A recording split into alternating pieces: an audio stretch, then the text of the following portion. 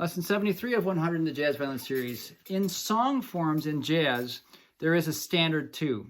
And it stretches farther than just the AABA song form. It's something called rhythm changes. If blues has a 12-bar phrase, jazz has rhythm changes. Now, historically, where this came from, I'm not a diehard historian.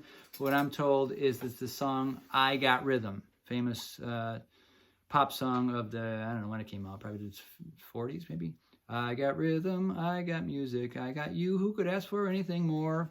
So, lore has it that in the bebop era, John Coltrane and those kind of guys, they were such rebels after World War II. It was the culture was influencing music, that we had just the horrors of war and stuff. The musicians are always the mirror of these things. And they're going, oh man, who cares what song it is? Just play like a madman. And they did. But they kind of wanted some kind of form underneath it. I like a form too, some kind of boundaries. Like not having an out of bounds in a football game would be chaos, right? Running out in the parking lot, the guy's still chasing the guy with the ball. Anyways, so even bebop guys wanted some kind of form underneath it all of their craziness. And they'd say sometimes, oh, just do that rhythm song. You know, they didn't even remember the name of the song. There's a pop song of the day. And they take the changes from I Got Rhythm, which has a very particular bridge.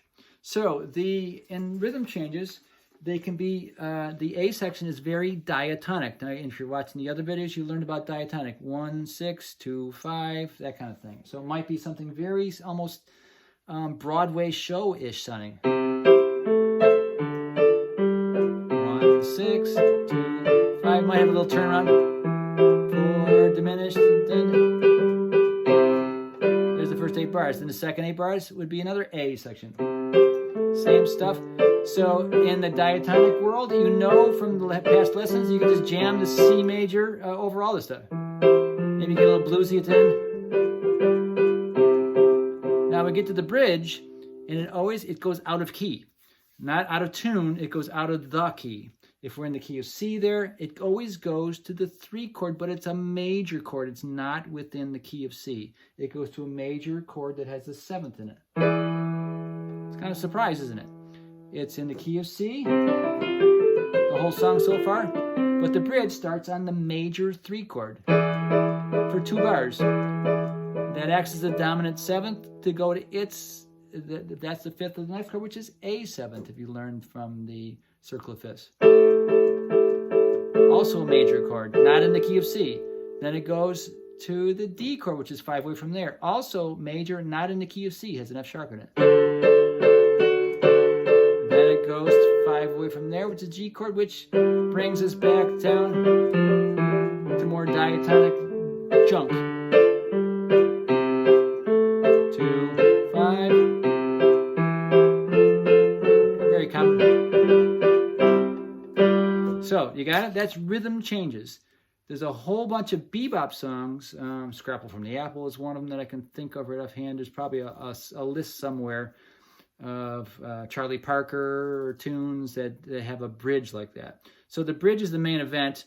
The A section is nothing but diatonic junk for the most part. You can do anything within one key. You don't have to think at all, which is great for the bebop guys. They were doing heroin and stuff, and they were trying to rebel against all the craziness in the world after World War II and all the people killed historically and culturally. But they wanted some stuff, some boundaries, and the chords stolen from I Got Rhythm were it. So let's review that real fast. It's diatonic stuff.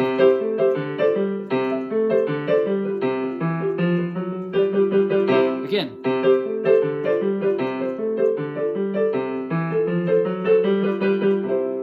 Always the 3 chord, 6 chord, 2, all majors, flat 7.